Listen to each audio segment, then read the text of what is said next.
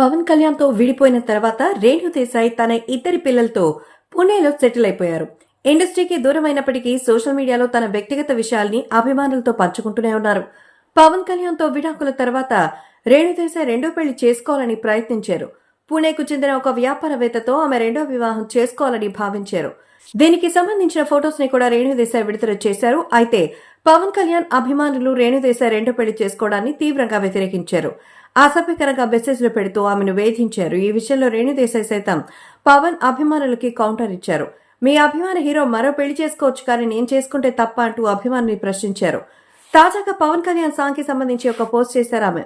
పవన్ నటించిన ఖుషి చిత్రానికి ఆమె ఎడిటర్ గా పనిచేశారు. తాజాగా దీనికి సంబంధించిన విషయాన్ని ఆమె తన సోషల్ మీడియా ద్వారా చెప్పారు. ఖుషి సినిమాలో ఏ మేరా జహా అనే సాంగ్ క్లిప్ ని పోస్ట్ చేశారు. ఈ సాంగ్ కి ఎడిటర్ రేణు దేశాయ్ గా పనిచేశారట.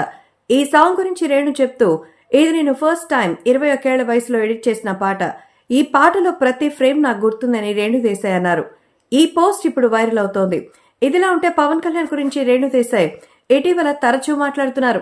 మొత్తానికి ఈ ఇద్దరు చూస్తుంటే చాలా సంతోషంగా ఉంది అంటూ తెలుస్తోంది. ఎందుకంటే ఈ ఇద్దరు మళ్ళీ ఒకటవుతారా?